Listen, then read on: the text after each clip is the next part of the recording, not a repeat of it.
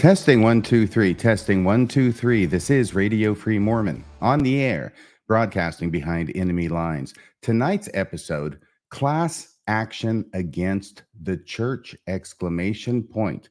Today's date is Thursday, November 2nd, 2023. It was 2 days ago on October 31st, 2023, that a class action lawsuit was filed against the Church of Jesus Christ of Latter-day Saints. Now, to my knowledge, there has not been, at least in recent memory, with all the flurry of lawsuits that have been filed against the church, I am not aware of a class action having been filed. And that is significant because first off, there's going to be a motion from the church to dismiss. And if that is denied, then there's going to be an argument about who constitutes the class of people. In other words, who is it who can claim they were injured or damaged monetarily by the LDS church in a certain amount within a certain time period and because of a certain reason.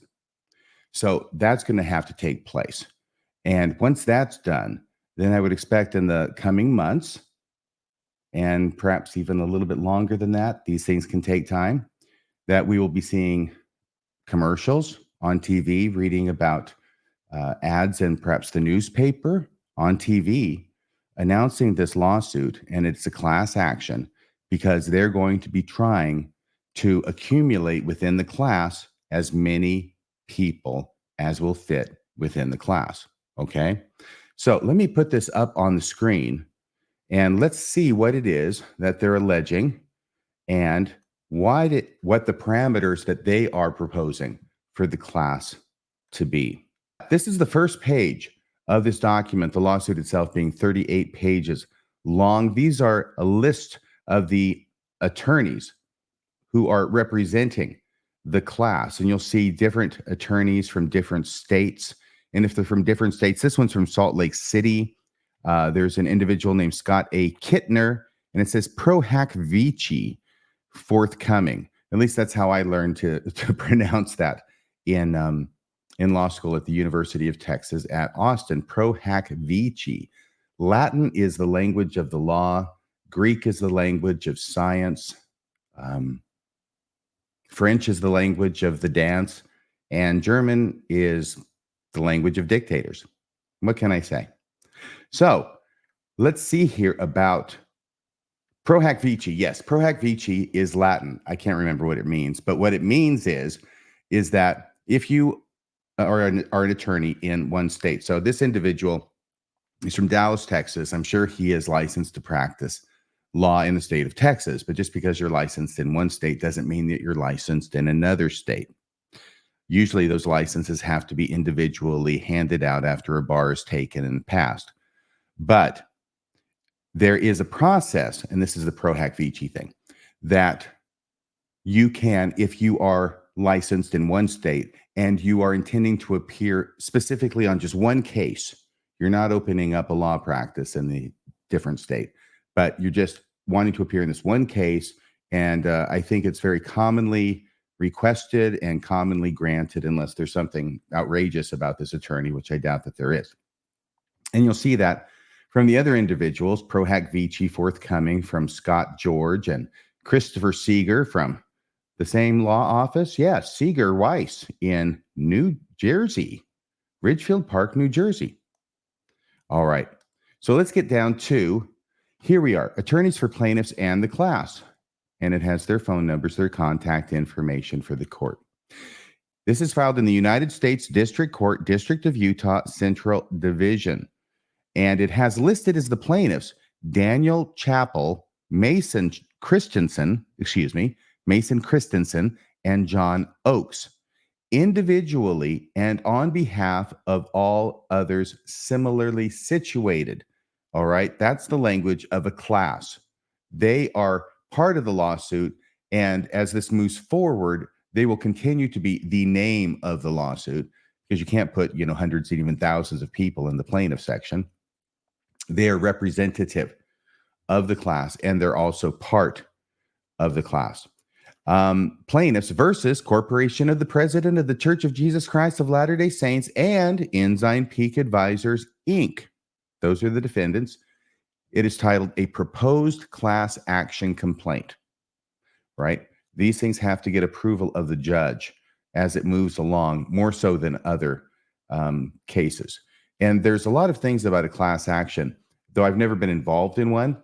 I know enough to be dangerous. What I remember from law school is that frequently class actions are good for the court, good for the system, good for everybody involved, in that if there is an injury that's done to hundreds and even thousands of people by one person or company's malfeasance or negligence, then it makes much more sense to have one case going through the court system than thousands of them, right? So that's the first thing. They all have to be similarly situated, and that's why there's this whole procedure about defining the class, figuring out what that's going to be, and then having people apply to join the class who fit those definitions. But also, lots of people are not going to be as affected by many of these types of class action things than other people. For instance, there may be people, I'm sure there are people who would have paid millions of dollars to the church in tithing. I'm not one of those people. But let's say that during whatever time period, whatever the class is, let's say I had paid $50,000 to the church in tithing. Okay, if I have to pursue that myself and hire an attorney to do that, and the church is going to be fighting it, what is the point? I'm going to spend more hiring the attorney and paying him to fight this than I would get if I won. So in those kinds of cases, it is better to never file at all and just take your lumps, walk the other way because of the expense associated with the system. So this is a way where if you join the class, if you fit the class, you don't have to pay anything. At least that's my recollection. I mean, there may be some nominal fees involved, but you don't have to pay the lawyer. They're representing the class. And when there is ultimately a resolution, the lawyer gets their third class actions. That's where it's at. And everybody else gets whatever it was that was agreed upon in the class. This is so labor intensive, a class action. You practically have to set up a warehouse with all these desks and all these assistants and people going over all the mailings and all the filings. And you can only imagine. And there's letters going out, letters coming back. But at the end of the day, there'll probably be a resolution that's offered.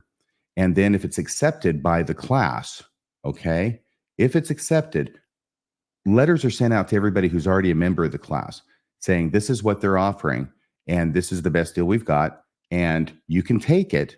And if you do, great, we'll distribute it among everything, sign here, because it has to be very official what your decision is. So that's part of the paperwork. And if you don't, it will say, then you're not a part of the class anymore, and you're going to have to bring any remedies that you want to have to court yourself. Okay. So that's the benefits of the class. There's pros and cons, but I think overall it's a good idea. All right. So jury demanded.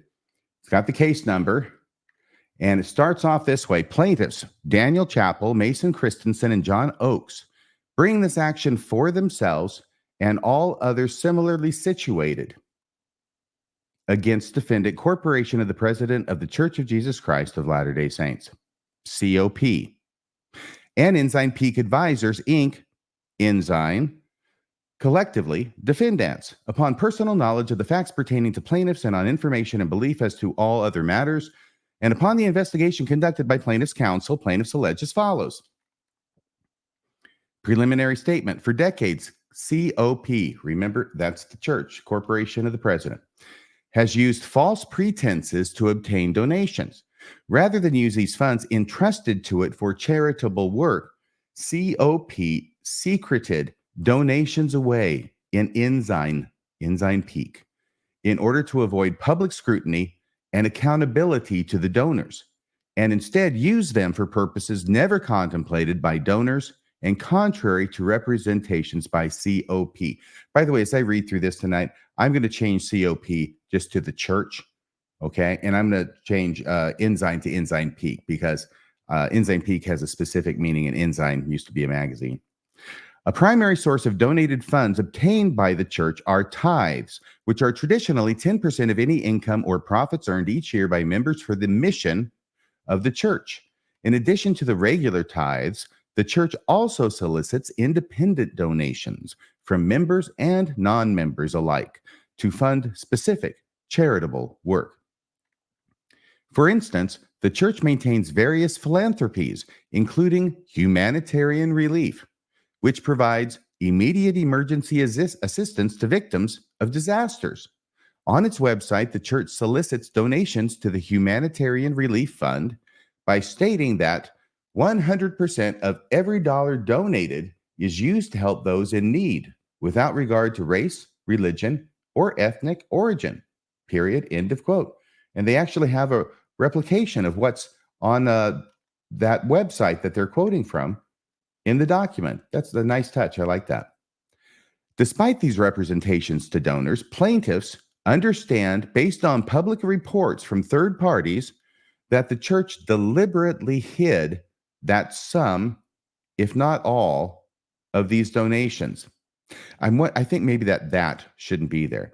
Okay, so it would be, despite these representations to donors, plaintiffs understand, based on public reports from third parties, that the church deliberately hid some, if not all, of these donations, including both tithes and donations made to a church philanthropy, are permanently invested in accounts. That's an awkward parenthetical statement. I'm sorry, I have to go back. Okay, plaintiffs understand that the church deliberately hid some, if not all, of these donations are permanently. That doesn't follow, does it? You're supposed to be able to read through the parenthetical statement, and the sentence is supposed to pick up where it left off. Okay, I'll try one more time, and if not, I'll just keep reading.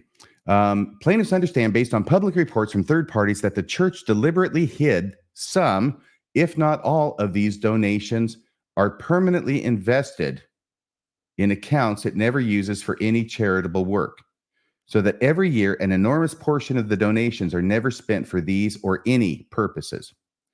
The church went to extreme lengths to conceal from the public and its members the actual disposition of donations. Yes, I think that's an established fact. It created a special nonprofit entity, Ensign Peak, to hold and invest the donations. The church had Ensign Peak egregiously understate the value of its holdings in public filings with the Internal Revenue Service and the Securities and Exchange Commission. This allowed the church to ensure the nature and extent of its assets remained hidden. In December 2019, a whistleblower with exclusive knowledge of the finances of defendants divulged that over the past 2 decades, the church has funneled billions of dollars of donations into covert permanent investments through Ensign Peak. In response, the church continued its efforts to conceal its practices, including issuing a statement that it, quote, complies with all applicable law governing our donations, investments, taxes, and reserves, period, end of quote. In February 2023, the Securities and Exchange Commission brought charges against Ensign Peak and the church related to their evasion of public reporting requirements through the use of shell corporations to avoid negative consequences in light of the size of the church's portfolio. And that's a quote from the order. As part of a negotiated settlement with the SEC, the church and Ensign Peak agreed to pay a total of $5 million in civil penalties to settle the charges. Yep, $1 million to the church, $4 million to Ensign Peak.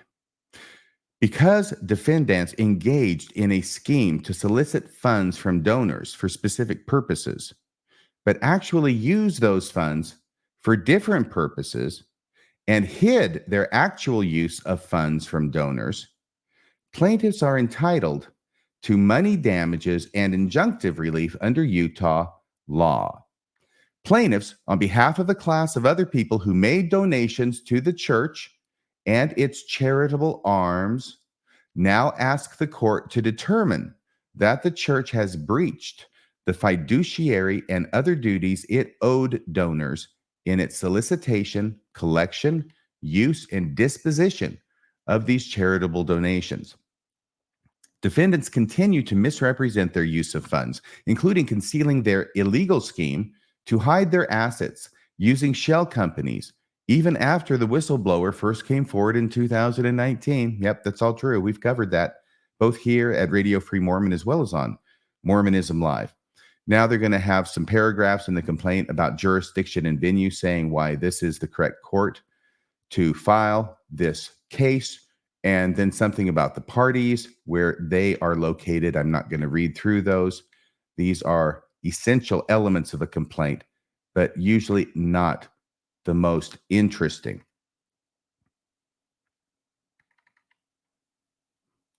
Okay. So we do know that plaintiff Daniel Chappell is a resident of Virginia, and plaintiff Mason Christensen is a resident of Utah. And they're talking about the amounts that they have donated to the church. For instance, here it says on paragraph number 20, between January 1st, 2013 and today, so basically almost 11 years, Mr. Chappell donated approximately $108,000 to the church. And Mr. Christensen, who lives in Utah, says that between January 1st, 2013, the same beginning date, and today, Mr. Christensen directly donated approximately $120,000 to the church. In addition, Mr. Christensen has donated approximately $46,000 through donor-advised funds. Mr. Christensen is an active member of the church who made his most recent annual donation to the church on November 11th, 2022, and plans to continue making annual donations for the foreseeable future, with the understanding the equitable and injunctive relief sought in this litigation is realized. That is an interesting position for the plaintiff, because it sounds like he's continuing as a faithful member. He's going to continue to make donations. He's going to continue to pay tithing, but the church needs to be using it for what it is they should be using it for, and not hoarding it. Okay, so these are the types of details that they want to put in there, because this is what they're going to be asking for in relief, is the amounts that they paid. And I'm sure that the complaint will make it clear why it is that they're starting in January 1st, 2013, and not before then. Any applicable statutes of limitations are told. Okay.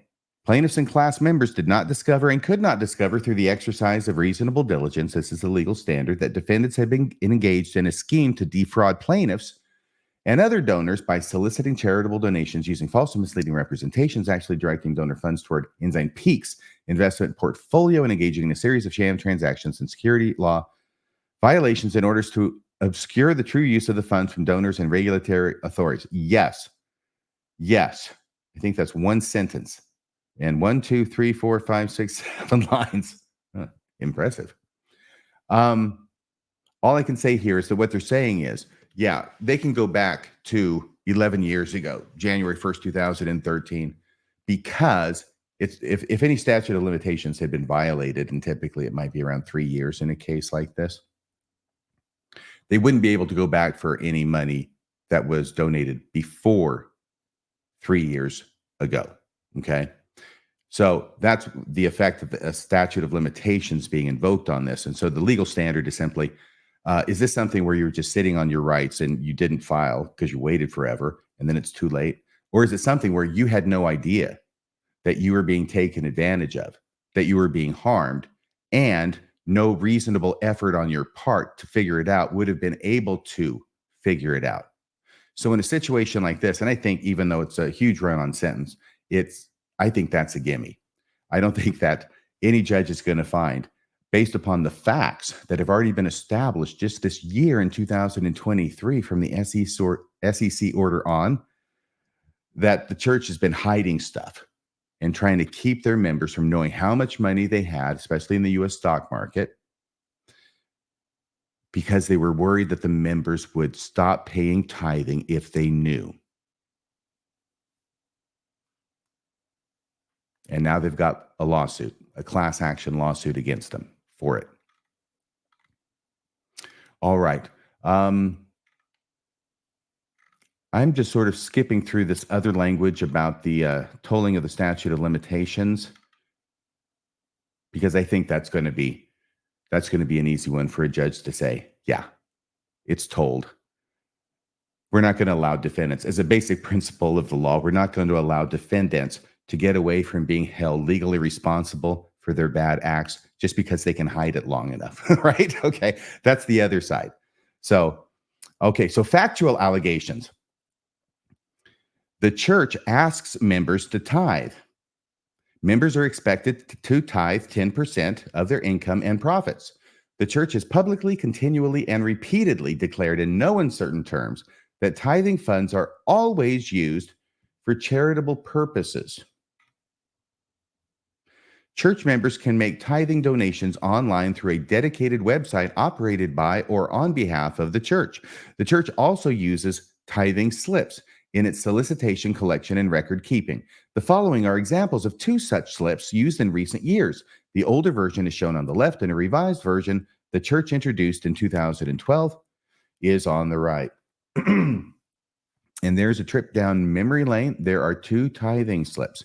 And of course, the older one has the word missionary fund, general missionary fund, Book of Mormon fund, humanitarian aid, temple construction, perpetual education.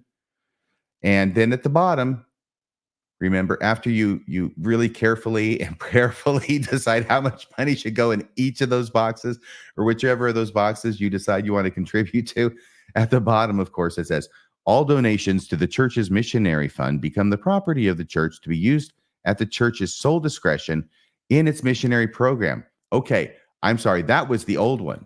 That was the old one. That was where it was normal. It's going to be this other one, okay? Yes, 2012 is on the right. Okay, now here's the disclaimer at the fund. By the way, they've cut down the number of categories, right? They've cut down the number of options that you can contribute to. They've got tithing, fast offering. They got general missionary, ward missionary, humanitarian aid, others specify. Then, here it is. Though reasonable efforts will be made to use donations as designated, all donations become the church's property and will be used at the church's sole discretion to further the church's overall mission. No, you can't tell that a bunch of lawyers wrote that. So now don't have any expectations about where this is going, because it's our money and we'll use it however we want, regardless of how you donated it. Okay. Referring to its tithing slips, the church explains donors use this form to itemize their offerings when submitting to a bishopric or priesthood member. Outside of the tithe, the church also directly solicits donations for its charitable arms from the public at large. The Church of Jesus Christ of Latter-day Saints, Philanthropies, that is the entire name of the charitable arm of the church, apparently. They put the whole, as if the name of the church, the whole name, the President Nelson name of the church wasn't long enough. They have to add the word philanthropies to it. Incredible. Fortunately, they're just going to call it philanthropies throughout the rest of this complaint, and I agree heartily with that decision. Okay, so this philanthropies thing operates as the charitable arm of the church. As the associated website describes, philanthropies is the department of the Church of Jesus Christ of Latter-day Saints, responsible for facilitating philanthropic donations, not tithing or fast offerings, to the church and its affiliated charities. The organization has existed in some form since 1955. In 2018, its name was changed to the Church of Jesus Christ of Latter-day Saints, Philanthropies. The church states that donations will be used entirely to help the needy. 100% of all donations go to help those in need. No administrative costs are deducted by Philanthropies or our affiliated charities. Philanthropies oversees the administration of donations to various charitable projects, including several church-affiliated universities and Latter-day Saint charities, a nonprofit corporation also headquartered in Salt Lake City, Utah. Donations solicited by the church, however, are not restricted to the entity for which they were solicited, but are dispersed across a Baroque web. of subsidiary organization. I think I would have suggested labyrinthine there. Across a Baroque web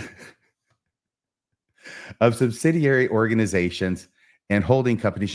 Lawyers are people too. Sometimes, you just repress it so much and it's just trying to get out that little bit of creativity, that little bit of brightness in an otherwise drab and dreary complaint. A Baroque web of subsidiary organizations and holding companies, many of which serve no charitable purpose at all. In the portions of its website soliciting donations, the church represents that money donated to humanitarian relief is used solely on charitable activities. The humanitarian aid portion of its website describes how 100% of every dollar donated is used to help those in need, without regard to race, religion, or ethnic origin. This same page contains multiple links to make a gift to humanitarian by donating money. And there they've got a screenshot of the actual page. It says make a gift to humanitarian. Because of you, more people are receiving the care they need. I really hope that's true, but I've got a feeling that the allegation is it's not. And then another screenshot of the page, how we operate. Two ideas are at the core of the church's efforts to take care for those in need. One, 100% of every dollar donated is used to help those in need without regard to race, religion, or ethnic origin. Two, the church's humanitarian efforts to help people attain self-sufficiency so they can be self-reliant long after the humanitarian project ends. Okay. And of course, they're repeating this and coming up with different instances about the claims and representations being made by the church about how that money is used, so that if they can prove that they didn't actually use it in the way they claimed, then there could be a problem. A separate page for philanthropies soliciting donations likewise solicits donations to humanitarian aid, with the promise that 100% of every dollar donated is used to help those in need without regard to race, religion, or ethnic origin. Immediately below this promise is another link inviting the reader to make a gift to humanitarian aid. And there it is. There's the link. And no, it doesn't work here. Okay. I wouldn't expect it to.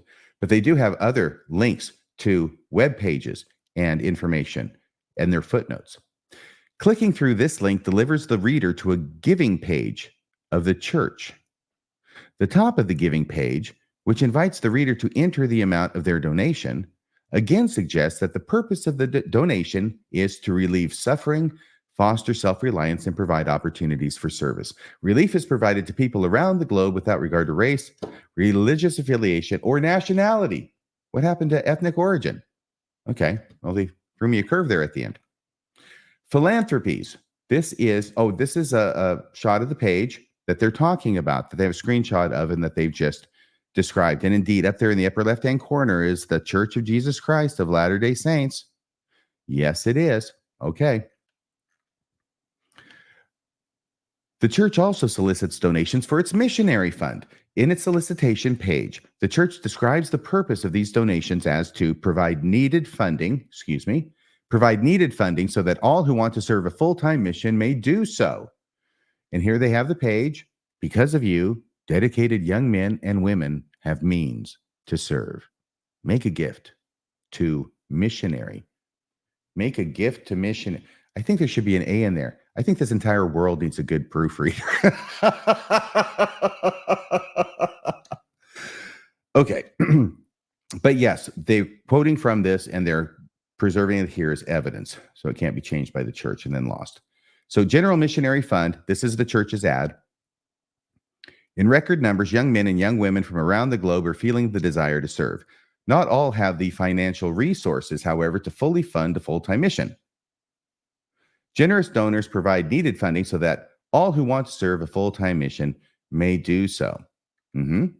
When the reader clicks through the Make a Gift link, they are taken to a payment page. At the top of the page, near the field for entering the donation amount, the page reads, "Funds allow thousands of young men and young women from around the globe to have the opportunity to serve a full-time mission for the Church of Jesus Christ of Latter-day Saints who otherwise would not have the financial ability to do so." Yep, and there it is. There's that language that they're quoting there right next to the gift amount. I think I know why they're doing this, and I'll bet you do too. Recently, the church made some changes to its public solicitation, but without any apparent change to the disposition of the collected funds and without providing any more transparency. And now they have something else from the church's website. Church history, it says, thank you for your interest in supporting church history activities. They've got so many things that they want people to donate to. We are grateful for your continued faithfulness and generosity. The church has changed its fundraising policies and now accepts donations for 3 funds: Humanitarian Aid Fund, General Missionary Fund, Church General Fund. Church history activity. It's all the Church General Fund since 2012. Come on. Church history activities and projects including restoring and maintaining sacred sites will be addressed through the Church General Fund. I remember when this happened. This change allows you to contribute funds that will be used to meet ever-changing needs while being guided by prophetic direction. Thank you for continuing to seek and do good. And please give us your money so it can be guided by prophetic direction. These representations are consistent with how the church has represented its work, the work of its philanthropies, and the use to which it would put donated funds for decades. Yeah. In a 2005 article in the Church News, an official publication of the church representatives described why the organization was changing its name from the LDS Foundation to LDS Philanthropies. In the article, representatives from the church explained that donors' gifts are sacred and they are treated as such. The article goes on to paraphrase a statement by Richard C. Edgley, the first counselor and the presiding bishopric in 2005. Quote, 100% of everything that is contributed through LDS Philanthropies goes to the specific purpose it was contributed for. There is zero overhead taken out of the donation for administrative costs, period. End of quote. Okay. So they found a quote from the Church News in 2005, which they're going to use as evidence of these kinds of representations being made publicly to the members by the leaders. That was a good catch. As a result, the article continues, donations are often accepted from those not of our faith, mostly for the church's humanitarian efforts.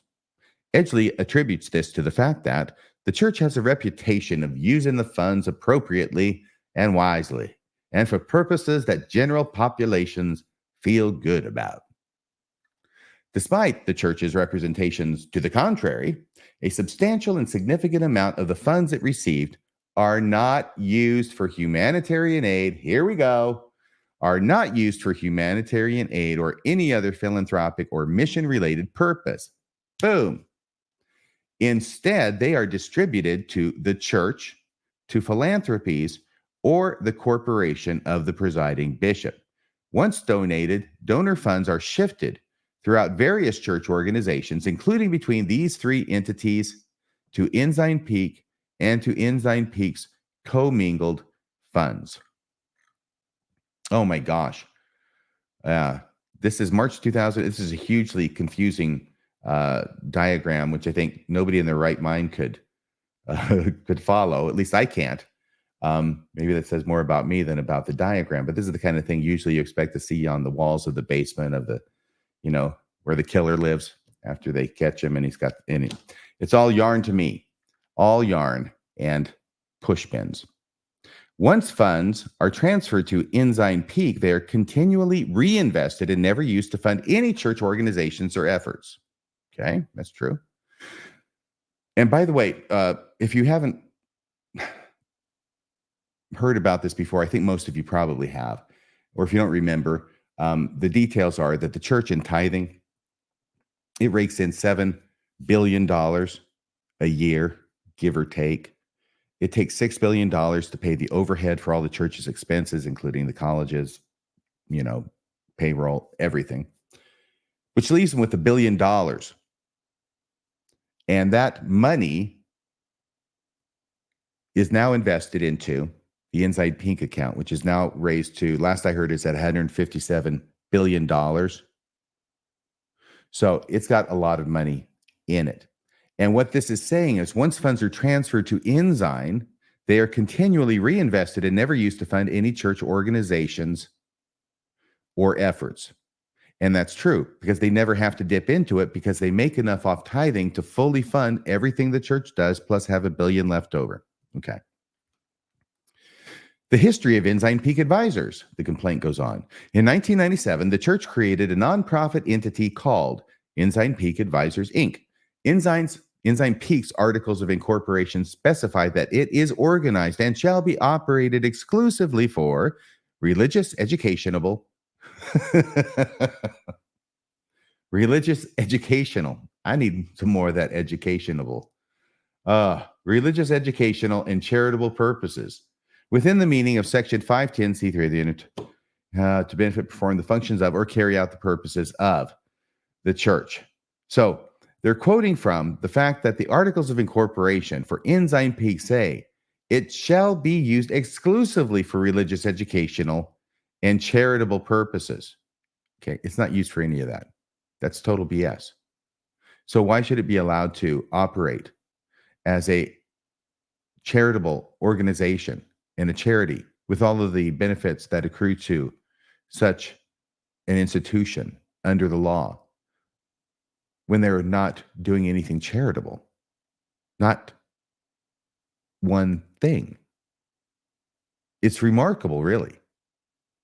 Okay, so they further specify that its property is irrevocably dedicated to religious, educational, and charitable purposes, meeting the requirements for exemption provided by of the Internal Revenue Code, but in coordination with the church and contrary to its only reason for existing, Ensign Peak has never fulfilled its purported mission for the church, nor functioned as a charitable entity. Instead, for more than 2 decades, it has done only one thing. It has invested donations collected by the church without ever dispersing these funds towards any charitable purpose. In fact, Ensign Peak has never made a single expenditure for any religious, educational, or charitable objective, and it has no plans to ever spend any of the money it has gathered, instead acting as a massive hedge fund from which no withdrawals are allowed. As the whistleblower report describes it, Ensign Peak is the reserve of the reserves of the church. The church does not draw down on it, and it has no mission, no liability stream, no schedule of activities, no plans for use, and no efforts to even model the future. The church deliberately keeps its use of Ensign Peak shrouded in secrecy. Yeah, that's true. The church is cutting its own throat on this. And I think and hope that there's going to be enough dynamite in this complaint. It's going to do some damage. I got a feeling. The church deliberately keeps its use of Ensign Peak shrouded in secrecy. The 100+ billion corporation has remarkably few employees, 20 people in 2010, 75 people 9 years later in 2019. Of course, we know the incredible growth it was going through at that time. It doesn't even have a sign on the building or in the lobby downstairs. Ensign employees are siloed from each other, separated by portfolio team.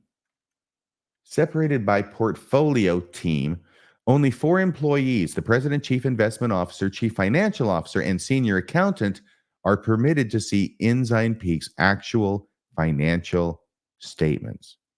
But the church is taking advantage of Ensign Peak's nonprofit status to receive billions of dollars of tax breaks on the interest its investments generate, even though Ensign Peak demonstrably does nothing charitable, religious, or educational. The church repeatedly misrepresents what it does with the donations that end up in Ensign. This is going to be a critical part of this lawsuit. Let's see what they have. They've already mentioned a few things above. Paragraph 60. By December of 2019, Ensign Peak had accumulated more than $120 billion from donations to the church or returns on investment of those donations. Okay, the donations plus the interest from the investment. As the whistleblower report states, Ensign Peak made 0 distributions in the first 12 years of its existence. Can you imagine? 0 distributions. Nothing going out. It did have 2 outflows in 22 years. Neither was planned, and neither went to the furtherance of Ensign Peak's exempt purpose nor that of its parent, the church.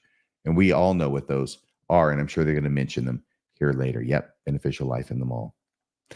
In 2009, Ensign Peak spent $600 million to bail out a failing for-profit life insurance company owned by the church. And between 2010 and 2014, Ensign Peak made a series of payments, again using donated dollars exclusively, for the construction of the City Creek Mall in Salt Lake City, totaling $1.4 billion. In the lead up, by the way, when they say exclusively, again using donated dollars exclusively, I know this is what's in the complaint, but this is also going to probably be a main point of contention as to whether it was the donated dollars that were used or whether it was the interest that was accumulated from the donated dollars. All right, just a heads up there. In the lead up to the construction of the mall, an article in the December 2006 issue of the church-owned Ensign magazine stated that no tithing funds would be used for mall construction. Once again, that debate will rise as it did in this most recent lawsuit, the Huntsman lawsuit. On October, by the way, on the Huntsman lawsuit, my recollection is that the initial judge, the trial court judge, dismissed his case. He appealed it to a panel of appellate court judges, 3 judges, and there was a split decision, but 2 of them agreed with him, and 1 of them disagreed with him and agreed with the trial judge. So that means he wins. And now the next move that the church has done is they have filed to request an entire panel, I think, of all the judges in the circuit. I can't remember. It's the Ninth Circuit. It could be. Anyway, whatever. That's the next thing that they're doing is they're petitioning to have all the judges weigh in on this and hoping that they'll get lucky. Okay, but similar issue here. So they've referred to the Ensign magazine stating that no tithing funds, would be used for mall construction an October 5th, 2012 article in the Salt Lake Tribune described Keith McMullen, a high-ranking church official who was then leading another church-affiliated company, Deseret Management Corporation, as stating that, quote, not one penny of tithing goes to the church's for-profit endeavors, end quote. And also reported that, quote, specifically, the church has said no tithing went towards City Creek Center, period, end of quote.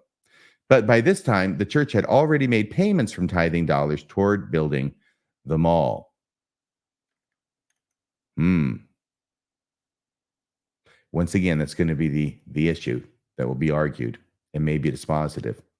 Is it appropriate to characterize the money used as the way the plaintiffs would like to say, and those are the dollars we donated, or the way the church says, no, those aren't the dollars you donated. That's what we made off the dollars you donated in interest. Okay. We talked about the October 5th, 2012 article. Yes, but by this time, the church had already made payments from tithing dollars toward building the mall. The church and Ensign Peak have, in coordination, made additional misleading statements in sworn financial reports to the IRS. As a nonprofit, Ensign is required only to file an abbreviated financial disclosure using a Form 990. On Ensign Peak's 990 for 2007, you're going to love this one. Its president signed under penalty of perjury that the book value of all assets at end of year was $1 million. And I think they're going to have the document here. Yes, they do. Here's the document. Roger Clark, with a silent E at the end. Roger Clark, dated 11/11/2011. I remember that day, 11/11/11. Armistice Day. Veterans Day. And here it is. Describe the organization's primary unrelated business activity. Well, it's investing.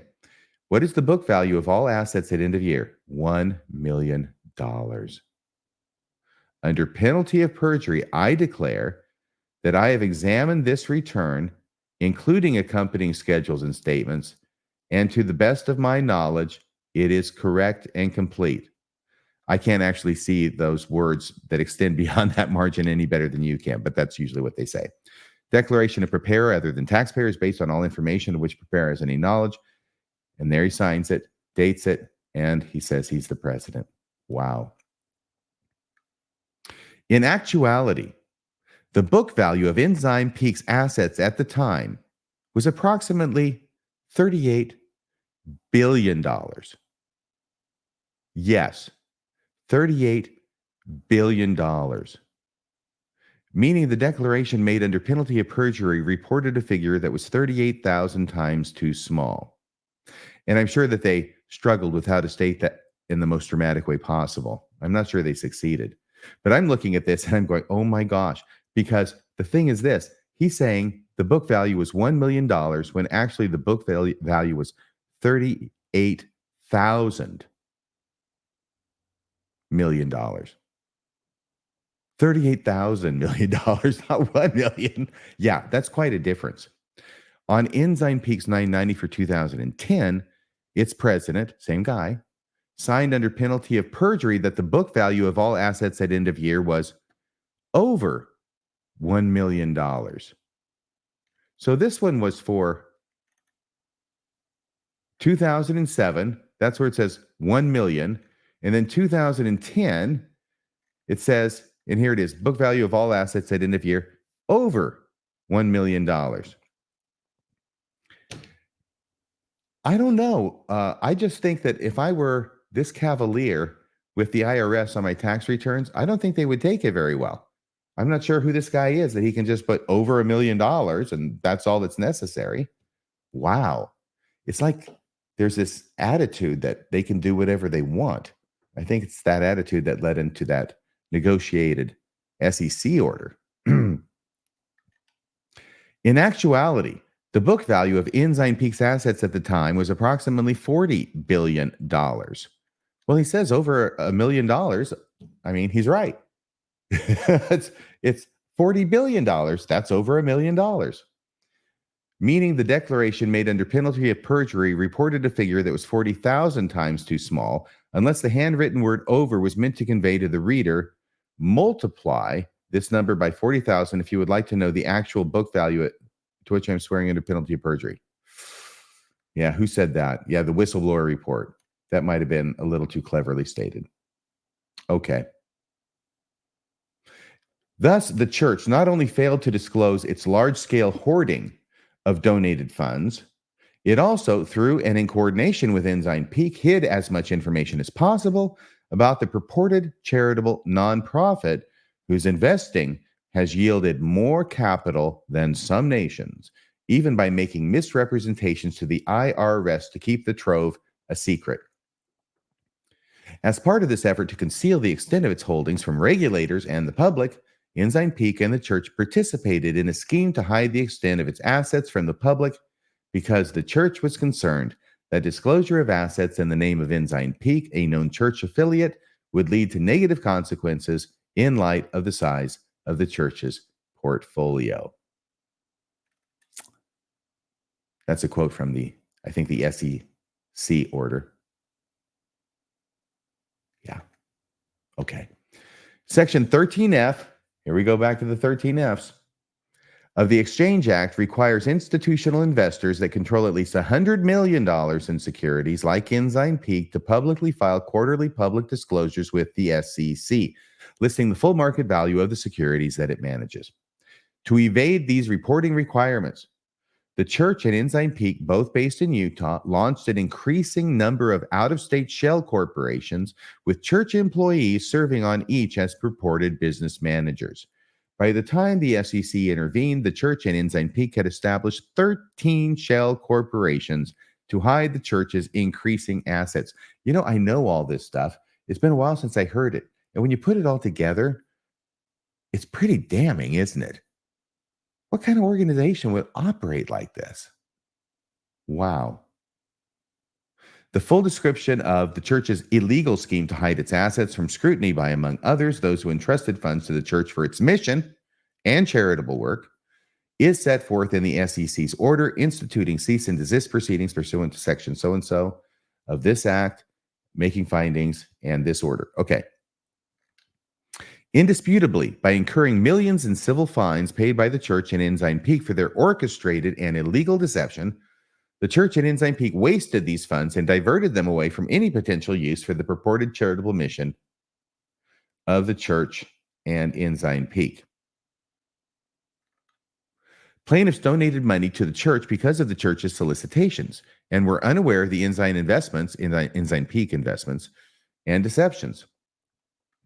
Plaintiff Chapel donated approximately $108,000 to the church over the last 10 years. Based on the church's representations, Plaintiff Chapel reasonably believed that his donations would be used only for charitable purposes. Because of defendants' ongoing efforts to conceal from the public the nature and extent of the donations held by Ensign Peak, plaintiff could not appreciate the true manner in which the church actually intended to and did use his donations. Plaintiff Christensen donated approximately $166,000 to the church over the last 10 years. And then they're going to say exactly the same thing about Plaintiff Christensen that they just said about Plaintiff Chapel. Plaintiff Oakes donated approximately $74,000 to the church over the last 10 years. And then they'll say the same thing about him, that he wouldn't have donated it if he had known that they weren't using it for charitable purposes. Plaintiffs did not believe and had no reason to ever suspect that the church would take any portion of their donations and invest it into Ensign, where it would sit and accumulate interest in perpetuity and otherwise be used in manners antithetical to the purported mission of the church and Ensign Peak. And even if plaintiffs had any suspicions that the church was engaging in any such practice, they never could have discovered it. Not a chance. It was buried deep. Plaintiffs reasonably relied on the church's public statements, including that the vast majority of donated funds were used immediately and that the church complied with all applicable laws. Okay, now class allegations. So let's see who this class is. Plaintiffs seek to represent the following class: all persons in the United States who donated money to defendants from January 1st, 1998 through the date the class is certified. Excluded from the class are all persons who make a timely election to be excluded. You don't have to be part of the class, but you do have to make a decision. Governmental entities and the judge to whom this case is assigned in his or her immediate family. So they're out of luck. That's what the class is. It's very simple, isn't it? All persons in the United States who donated money to the church from January 1st, 1998 through the date the class is certified, which is still in the future. I bet there's a lot of you who are watching this who would fall into that class. I know I would. Plaintiffs reserve the right to revise the class definition based upon information learned through discovery. Certification of plaintiffs' claims for class-wide treatment is appropriate because plaintiffs can prove the elements of their claims on a class-wide basis using the same evidence as would be used to prove those elements in individual actions alleging the same claim. And they're going to go on with other reasons about why it is that they should have their class certified. Numerosity and nature of this notice. The members of the class are so numerous and geographically dispersed that individual joinder of all class members is impracticable. While plaintiffs are informed and believe that there are millions of members of the class, the precise number is unknown. Class members may be notified of the pendency of this action by recognized court-approved notice dissemination methods, which may include U.S. mail, electronic mail, internet postings, and or published notice, or listening to Radio Free Mormon. Commonality and predominance. Okay. I'll go ahead and go through this. I think we're getting close.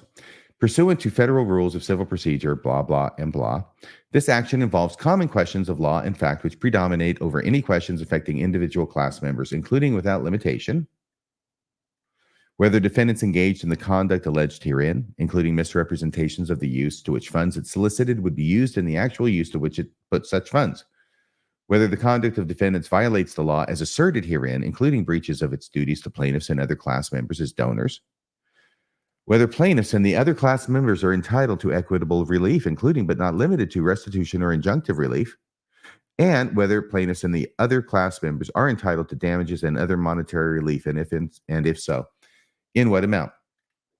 Okay, they talk about typicality, adequacy, Not going to read through that. Declaratory and injunctive relief. Superiority, sure. Cause of action. Okay, so now they're going to list all their causes of action. And I'm not going to read through each of those. But basically what they're saying is we've set out the facts and we believe we can prove those. And based upon those facts, these are the causes of action under the law that we are alleging and bringing our case under. So first cause of action, breach of fiduciary duty.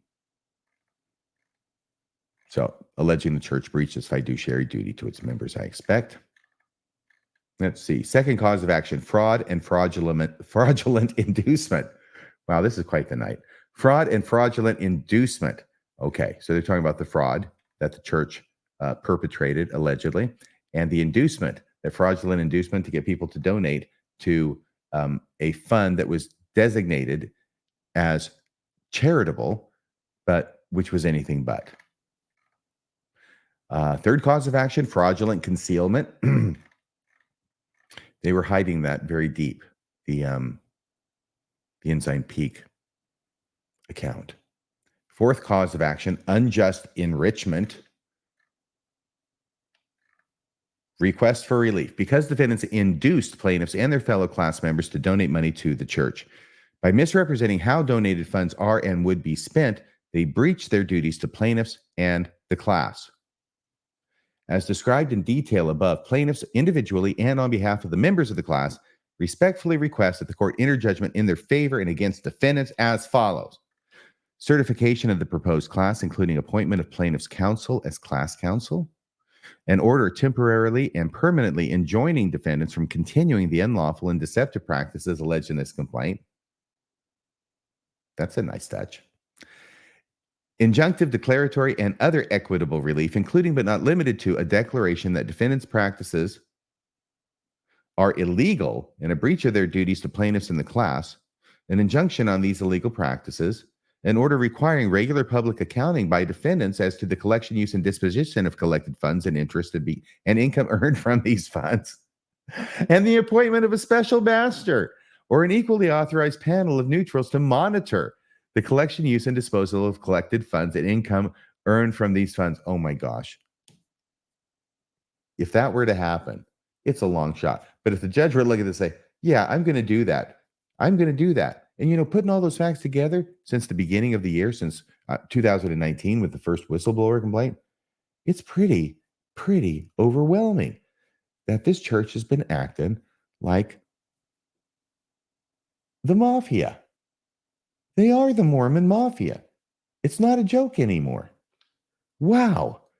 I think the judge could be tempted to put the hurt on them by appointing a special master to monitor all their money and how they're spending it, make sure that they're doing it according to the law.